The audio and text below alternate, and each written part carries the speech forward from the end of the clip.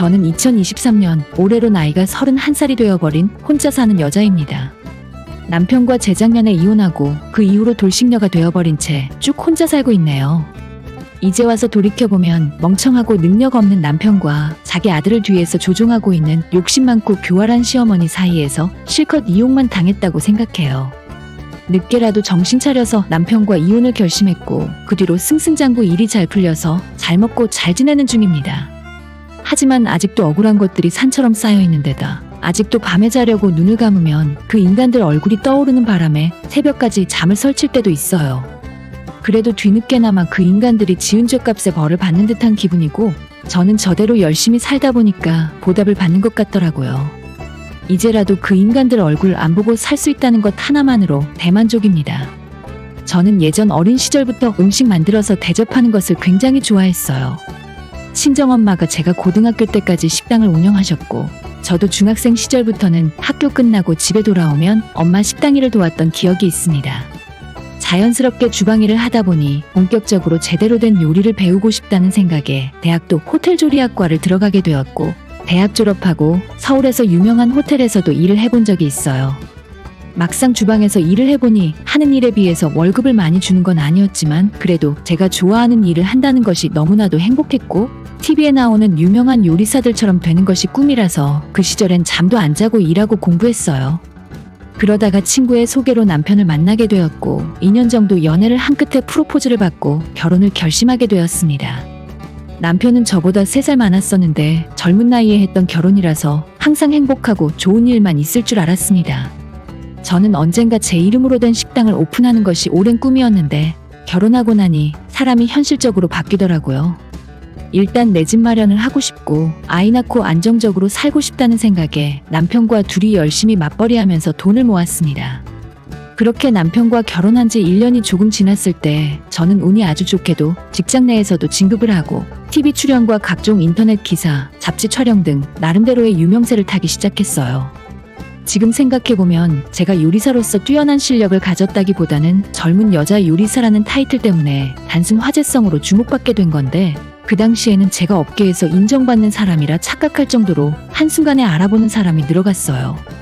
일부러 저를 찾아오는 손님도 있었고 공중파 TV에 한두 번 나가게 된 것이 엄청 크긴 크더라고요. 그전까지는 직장에서 주어진 일만 하며 단조로운 생활을 했었는데 한번 유명해지니까 정신없이 바빠지고 새로운 일이 제 앞에 펼쳐졌습니다. 능력에 비해서 훨씬 많은 기회가 찾아왔고 당연히 수입도 늘었고 주변에서는 저를 스카우트해가려고 다양한 제안이 들어왔었습니다. 지금 생각하면 창피한 일이긴 한데 그때의 저는 제 능력이 엄청 대단한 줄 알았어요. 그저 저를 광고 간판 정도로 이용했을 뿐이었는데 정말 큰 착각 속에 빠져 살았었죠. 분명 결혼하기 전까지는 돈 욕심은 없었는데 꼭 나이 많이 먹기 전에 제 가게는 한번 차려보고 싶더라고요. 그래도 모아놓은 돈도 부족하고 아직은 회사에서 배울 것이 더 많다고 생각해서 이런저런 제안들을 거절하며 직장만 다니고 있었습니다. 그때 저희 시부모님이 저를 불러서 투자 제안을 하나 하시더라고요. 원래 제가 결혼할 때도 시부모님은 신혼집 구할 때나 결혼식 할 때도 한 푼도 도와주지 않으셨습니다. 오히려 남편 앞으로 들어온 축의금까지 시어머니가 전부 걷어가실 정도였어요. 그나마 친정에서는 저한테 혼수 보태 쓰라면서 2천만 원을 지원해 주셨지만 시댁에서 한 푼도 내놓지 않으시니 저도 빈정이 상해서 부모님이 주신 2천만 원을 도로 반납해버렸습니다. 처음 결혼 승낙 받으러 시댁에 인사드리러 갔을 때 시어머니께서 제게 하셨던 말씀이 결혼하는 건 너희들 자유인데 니들 능력껏 알아서 했으면 좋겠다. 솔직히 너희가 내 노후를 책임져 줄 것도 아닌데 서로 부담은 주지 말아야지. 라고 하시더라고요. 그 말에 어느 정도는 저도 동의했고 시부모님 노후자금까지 뺏어서 결혼을 하고 싶은 마음은 없었어요. 그래도 어느 정도 기본은 해주실 거라 생각했지만 정말 땡전 한 푼 없더라고요. 저희 친정부모님은 시부모의 그런 이야기를 듣고 어떻게 아들 장가 보내면서 하나도 지원 안 해주실 수가 있냐면서 서운해하셨지만 저는 차라리 잘 됐다 싶었어요. 시댁은 집도 전세나 월세가 아닌 자가에서 살고 있고 아버님이 외제차를 타고 다닐 정도로 생활은 여유가 있어 보였지만 왠지 시부모 도움을 받았다가는 결혼 생활 내내 이리저리 끌려다닐 것 같았거든요. 남편 모아놓은 돈으로도 전셋집은 구할 수 있었고 제가 모은 돈으로 혼수는 넉넉하게 맞춰서 시작할 수 있는 상황이었습니다. 저희 결혼하고 나서도 시댁에서는 집들이 때 딱 한 번 저희 신혼집에 찾아오신 뒤로 한 번도 찾아올 생각도 없고 저한테 관심 자체가 없어 보였어요. 남들이 결혼하고 나면 시부모의 지나친 관심 때문에 스트레스를 받고 부부싸움을 할 정도라는데 저희는 아예 연락이 없었습니다. 저한테만 무관심한 게 아니라 저희 남편한테도 시부모님이 먼저 연락한 적이 없더라고요. 제가 뭘 하는지, 자녀 계획은 어떻게 되는지 아예 관심을 두지 않으셨어요. 그런데 제가 결혼 생활 2년 정도 지나고 갑자기 TV에 나오기 시작하자 어느 날은 저를 시댁으로 조용히 부르시더라고요. 이번 주말에 바쁘니? 모처럼 우리 집에서 저녁이나 같이 먹자. 며느리가 너무 잘 나가니까 이렇게라도 안 하면 얼굴 볼 일이 없구나. 지금까지 한 번도 밥 먹자고 먼저 부르신 적이 없었는데 내가 조금 유명해지니까 시부모님도 기분이 좋아서 저를 부르시는 줄 알았죠. 그냥 밥이나 한 번 먹자고 오라고 하신 줄 알았는데 식사가 어느 정도 끝나자 어머님이 다짜고짜 저한테 이야기를 꺼내시더라고요. 우리가 이번에 도넛이랑 디저트 가게를 하나 오픈할 생각인데 거기엔 너 이름 걸고 같이 해볼 생각이니? 원래 사업이라는 건 유명해졌을 때 해야 하는 거야. 너도 이번 기회를 놓치면 언제 다시 물들어올지 몰라. 시부모님은 예전부터 사업을 여러 가지를 하셨고 그때마다 큰 돈을 벌었다고 들었어요. 이번에는 왜 갑자기 디저트 사업을 하려는지 이유는 알 수 없었지만 요즘 도넛이나 예쁜 디저트를 만들어 파는 카페가 유행인 것 같다면서 예전부터 준비를 하고 있었다고 말씀을 하시더라고요. 말씀하시는 걸 가만히 들어보니 가게 창업 자금도 전부 시부모님이 준비하실 거고 저는 주방에서 일을 하면서 동시에 매장 홍보도 하는 바지사장 정도로 생각하셨어요. 지분은 10%를 줄 테니 한번 제 이름 걸고 제대로 해보라고 하시길래 그 당시에는 이런 부분에 대해서 아무것도 모르고 단순하게 직장인 월급보다 훨씬 많이 벌 수 있다는 말에 시부모님이 내민 계약서에 도장을 찍어버렸어요. 너희 두 사람 결혼한다고 했을 때 솔직히 너희 능력을 잘 몰라서 아무것도 해주지 않았다. 그런데 이제 보니 나이는 어려도 야무지게 잘하고 있는 것 같아서 기회가 찾아왔을 때 니들을 도와주는 거야. 솔직히 회사 다니면서 진급을 하고 아무리 인센티브를 받는다고 해도 결국은 월급쟁이 틀에서 벗어나질 못하는데 주변에서 다들 저한테 잘한다고 하니까 그때는 사업으로 크게 성공할 수 있을 줄 알았어요. 창업자금까지 전부 시부모가 알아서 해준다고 하고 저한테 지분까지 준다고 하니 그 당시에는 커다란 기회라고 생각했습니다. 제 주위에 많은 선배들이 회사를 그만두고 퇴직금을 털어서 가게를 차렸다가 몇 년 못 가고 쫄딱 망해서 빚쟁이가 되는 걸 많이 봤었거든요.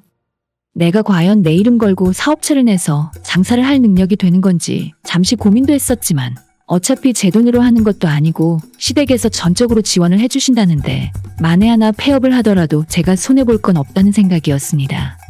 시부모가 내건 조건은 자기들은 돈만 대주고 매장 운영에는 크게 관여를 안 할 테니 매출에서 비용을 모두 제외한 수익금의 10%를 제가 갖고 나머지 90%를 시부모님이 갖는 그런 계약이었어요. 대신 저보다 한 살 많은 신우가 하나 있는데 신우를 매장의 매니저이자 격리로 앉히겠다고 하시길래 그것까지도 이해할 수 있었죠. 솔직히 시부모님이 창업 비용 전부를 대주시는데 그 정도는 당연한 일이라 생각했어요. 오히려 제게는 너무 조건이 좋은 거 아닌가 싶을 정도였습니다. 남편은 평범한 사무직을 하고 있었고 시부모님 설명을 듣자마자 이런 기회는 한 번 놓치면 두 번 다시 없을 거라며 저라면 분명 사업을 크게 성공시킬 수 있을 거라 하더군요. 실제로 시부모님은 엄청난 투자를 해주셨습니다. 시 외곽에 커다란 주차장이 딸려있는 3층짜리 건물을 통째로 얻어서 전체를 디저트 카페로 개조했고 내부 인테리어 비용만 해도 굉장히 많은 돈이 들어갔다고 알고 있어요.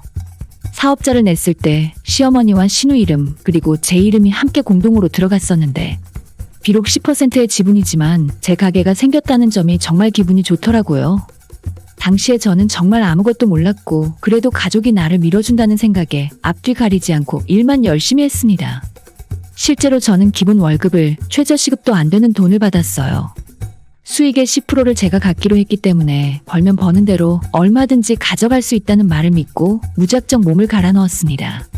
저를 알아보고 와준 손님들 덕분인지 아니면 경치 좋은 곳에 있는 예쁜 디저트 카페라서 손님이 많이 몰렸는지 오픈한 지 얼마 되지도 않았는데 가게는 사람으로 미어터졌어요. 정말 새벽부터 밤늦게까지 정신없이 일을 했고 처음 개업하고 석 달 정도는 한 달에 하루도 제대로 쉴 수 없을 정도로 바쁘게 돌아갔습니다. 가게 매출은 평일 기준으로 하루에 300만 원에서 500만 원 정도를 왔다 갔다 했고 주말에는 그보다 훨씬 많았어요. 끼니도 거르고 일을 할 정도로 바빴지만 개업하고 한 달이 지나서 매니저이자 가게 격리를 맡고 있는 신우에게 매출 결산을 받아보고 충격을 금치 못했어요. 정신없이 바쁘게 음식을 만들고 손님들을 상대했지만 억대가 넘는 매출에 비해서 비용으로 빠지는 돈이 너무나도 많더라고요. 월세나 인건비는 물론이고 재료비마저 상당했었고 이것저것 다 제하고 나니 남는 돈은 2천만 원 정도였습니다. 제 한 달 기본급은 150만 원으로 책정되어 있었고 계약에 따라 일을 아무리 많이 한다고 해도 그 이상 늘어나지 않아요. 대신 순이익에 대해 10%의 지분이 있기 때문에 저는 원래대로라면 150만 원 기본급에 지분에 대한 이익금으로 200만 원을 더 가져갈 수 있는 상황이었죠. 물론 직장 다닐 때에 비해서 큰 돈은 아니었지만 첫 월급이니 이 정도면 나쁘지 않다고 생각했습니다. 앞으로 충분히 매출도 더 오를 수 있고 일이 손에 익숙해지면 재료비나 인건비 같은 부분을 더 많이 줄일 수도 있겠다 싶더라고요. 하지만 저한테 기본급 외에 떨어지는 배당은 전혀 없다는 신우의 말을 듣고 어처구니가 없었어요. 일단 우리 부모님이 투자하신 비용은 다 회수하셔야죠. 이익금 배당은 그 이후에 해드릴 거고 그 전까지는 빨리 많이 벌어서 우리 부모님 돈부터 갚으셔야 해요. 시부모님이 가게 오픈할 때 투자했던 돈을 전부 갚은 뒤에야 제가 10% 배당을 받아갈 수 있다는 말이었고 저는 그런 말은 들어본 적 없다고 항의했지만 이미 제가 사인한 계약서에 투자금 회수 조항으로 적혀 있다고 했습니다. 꼼꼼하게 계약서를 읽어보지도 않고 사장이 될 수 있다는 욕심에 덜컥 사인부터 해버린 제가 바보 같았죠.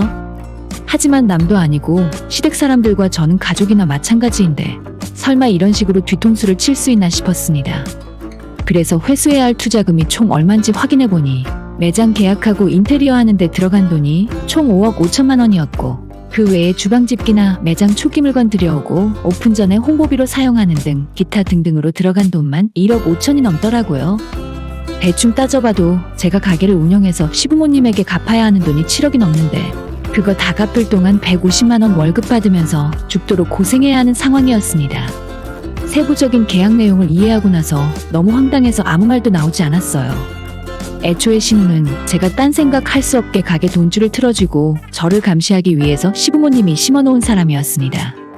그때 진짜 바보 같은 생각을 한 건 첫 달에 2천만 원을 한 번에 갚았으니 앞으로 더 열심히 매출을 올려서 한 달에 3천 4천만 원 그 이상의 수익을 올리면 빠르게 시부모님 돈을 다 갚아버리고 저도 충분한 배당을 받아갈 수 있을 줄 알았어요. 하지만 그 뒤로 아무리 노력을 해도 오픈 첫 달만큼의 매출이 나오지는 않았고 그것보다 더 많은 손님이 찾아오셨다면 아마 제가 일하다가 쓰러져서 이미 이 세상 사람이 아니었을지도 모릅니다. 매출은 조금씩 줄었지만 나가는 비용을 절약할 수 있어서 그 뒤로도 2천만 원 정도의 수익은 올릴 수 있었어요. 하지만 제 손에 떨어지는 돈은 기본급 150만 원이 전부였고 제대로 쉬는 날도 보장받지 못한 채 매장 오픈하고 마감할 때까지 죽어라고 일만 했습니다. 제 계산으로는 이러다가 시부모님 돈을 갚는 데까지 몇 년이 걸릴지 모르겠더라고요. 4년 내지 5년 동안 이런 식으로 버는 돈을 전부 드려야 하는데 문제는 그 이후로도 제가 크게 돈을 벌 수는 없다는 사실입니다. 기본급 150만 원의 수익의 10% 인센티브가 아무것도 모르던 저에게는 꽤 괜찮은 계약 조건이라고 생각했는데 아무리 머리를 굴려봐도 이 매장에서 제가 벌어갈 수 있는 돈은 300만 원, 400만 원이 고작이었어요. 그것도 몇 년 동안 시부모님의 투자 비용을 다 갚고 난 뒤에야 가능한 일이었죠. 몇 달 동안 그렇게 바보처럼 일만 하다가 결국 하루는 쓰러져서 병원에 실려간 적도 있었습니다. 병원 회복실에 누워서 수액을 맞으며 천정을 바라보고 있었는데 내가 대체 왜 이렇게 살아야 하나 회의감이 들더라고요. 그때도 한 달에 겨우 하루 정도만 쉴 수 있었고 떨어지는 매출에 대한 압박 때문에 밤늦도록 신제품 개발을 하고 있다가 쓰러졌습니다. 병원에서 누워있던 중에 시어머니에게서 전화가 왔고 그래도 며느리가 쓰러졌다고 하니 걱정해서 전화하셨구나 생각했는데 전화를 받자마자 가장 먼저 하는 소리가 너 아침에 출근할 수 있니? 너 아니면 내일 누가 장사 준비해? 라고 말씀을 하시더라고요. 그전까지만 해도 애써 쏘갔다는 사실을 부정하며 열심히 하다 보면 시댁에서 나를 인정해주고 알아서 챙겨주겠지 라는 생각을 하고 있었어요. 하지만 이 사람들은 나를 돈 벌어다 주는 기계부품으로 생각하는구나 싶어서 더 이상 같이 할 수 없다는 생각이 들었습니다. 그래서 몸이 어느 정도 회복되자마자 시부모님에게 일주일에 하루 휴식과 오픈이건 마감이건 하루에 10시간 이상은 근무하지 않겠다고 말씀을 드렸어요. 그전까지는 제가 아침 7시에 출근해서 저녁 9시에 마감하고 뒷정리 청소까지 싹 다 하고 나서 퇴근할 수 있었거든요.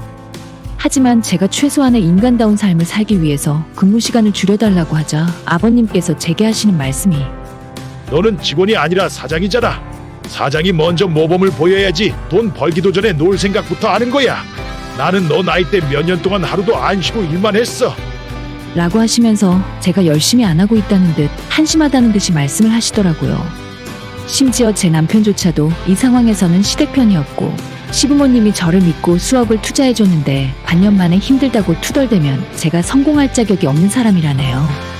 성공이고 뭐고 이렇게 살다가는 제가 지쳐 쓰러지게 생겼는데 한 달 월급 150만 원 받고 주 7일 하루 14시간 이상 개처럼 일만 하며 살고 있었어요. 도저히 이대로는 못 살겠다 싶어서 내 가게고 뭐고 저는 더 이상 못하겠다고 했죠. 사장이고 뭐고 저 안 할래요.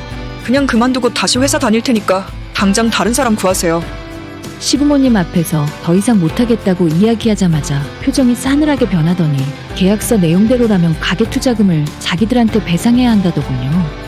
10%의 지분이 저한테 있기 때문에 가게에 대한 책임도 저한테 있고 지금 당장 그만두고 나가고 싶으면 초기 투자금 7억의 10%인 7천만 원을 자기들한테 일시불로 갚고 나가랍니다. 솔직히 직장 생활하면서 모아둔 돈이 있었기 때문에 제 통장에 그 정도 돈은 있었어요. 하지만 매장 오픈 전부터 죽어라고 일만 했었고 오픈 뒤에는 쉬는 날도 없이 밤낮으로 일을 했는데 어떻게 그런 며느리에게 7천만 원을 갚으라는 소리를 할 수 있습니까? 남편에게 어떻게 어머님 아버님이 이러실 수가 있냐고 가족끼리 피도 눈물도 없냐고 따졌더니 그때 남편이 하는 말이 아무리 그래도 계약은 계약이야. 계약서에 좋다고 사인한 건 당신이잖아. 라는 한마디에 제 이성이 상실되어 버리더군요. 더 이상 혼자 해결할 수 없는 고통이라서 저는 친정부모님에게 도움을 요청할 수밖에 없었습니다. 부모님이 제 사정 이야기를 들으시고는 바로 저를 데리고 법무법인을 찾아가서 상담을 받았어요. 계약서 내용에 대한 불공정 조항도 확인받을 수 있었고 시부모님이 끝까지 저한테 투자금 회수를 요구한다면 소송을 통해서 해결할 수도 있었습니다. 일단 시댁으로 내용 증명을 하나 보냈더니 시부모님은 바로 뒤집어지셨어요. 야, 네 가게 차려주는데 얼마가 들었는지 알기나 해. 7억도 많이 깎아줘서 7억이야. 원래는 훨씬 더 많이 들었다고. 이제 와서 너가 못한다고 하면 너 믿고 투자 안 나는 어쩌라는 거야? 그런데 이제 와서 10%도 배상 못하겠다고? 완전 칼만 안 들었지 강도가 따로 없네. 시부모님은 오히려 저한테 문제가 있다는 듯 말씀하셨고 남편 역시도 전 그만하고 싶으면 마지막으로 계산은 확실하게 하고 그만두라 하더군요. 남편이 전혀 저를 보호해줄 생각이 없어 보였고 이런 인간이랑 계속 살다가는 앞으로도 평생 시댁의 이용만 당할 것 같았습니다.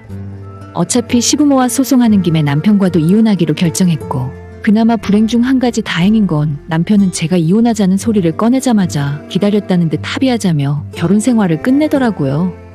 제가 변호사와 법무법인의 이름으로 소송을 준비하자 시부모님은 저한테 2차례나 합의하자고 요구해왔고 처음에는 지분율을 20%로 늘려주고 기본급을 200만 원까지 올려주겠다고 하셨어요. 저는 남편과 이혼까지 하는 마당에 전혀 그 집안 식구들과 일할 생각이 없어서 끝까지 소송으로 가겠다는 입장이었습니다. 그러자 두 번째로 연락해서 7천만 원에 달하는 보상금을 절반으로 깎아줄 테니 3,500만 원에 합의하고 모든 것을 끝내자 하시더라고요. 저는 차라리 그 3,500만 원을 변호사 비용으로 사용하더라도 당신들한테 줄 돈은 한 푼도 없다고 말했습니다. 쉽게 제가 포기할 생각이 없어 보이자 자기들도 재판으로 가면 승산이 별로 없다고 판단을 해서 그런지 며칠 뒤에 연락이 와서 아무런 조건 없이 제가 10% 지분을 포기하고 퇴사하는 것으로 상황을 마무리 짓자 하더군요. 저도 더 엮이고 싶지 않아서 그 조건을 받아들이고 모든 것을 끝냈습니다. 20대 나이에 겪지 않아도 될 일을 겪으니 정말 사람이 무섭고 돈이 너무 무섭다는 것을 다시 한번 깨닫게 되었어요. 시부모의 가게는 저 말고 다른 사람이 주방을 책임지게 되었고 저는 남편과 이혼한 뒤로 친정부모님과 같이 살고 있습니다. 다시 직장으로 복귀를 할까 고민하다가 한번 장사를 해본 경험이 있어서 그런지 제가 하면 그것보다 더 잘할 수 있을 것 같더라고요. 그래서 제가 가지고 있는 돈에 친정부모님 돈을 조금 더 빌려서 작은 디저트 가게를 개업하고 지금까지 영업을 잘해오고 있습니다.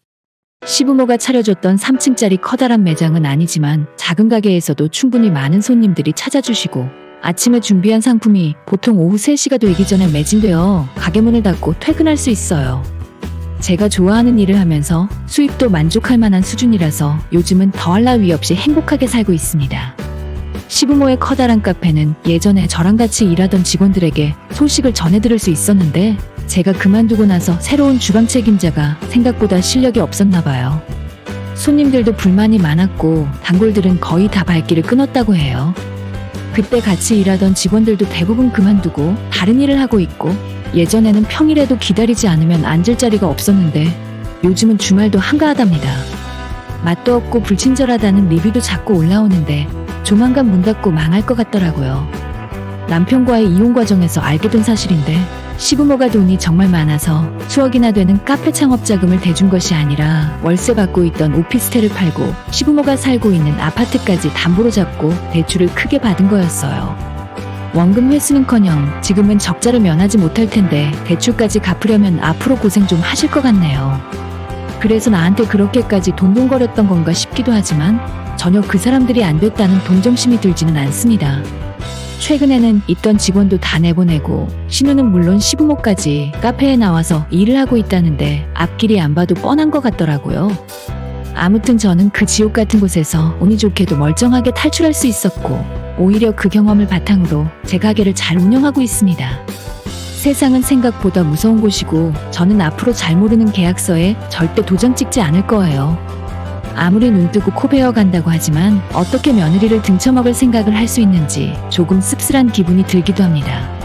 조만간 쫄딱 망하고 살던 집까지 빨간 딱지 붙어서 경매에 나올 텐데 이제는 이혼하고 남남이지만 시부모님 앞날이 걱정되네요. 워낙 교활하고 머리가 좋은 분들이시니 또 다른 사람 찾아서 사기치고 다니시겠죠? 오늘의 사연은 여기까지입니다.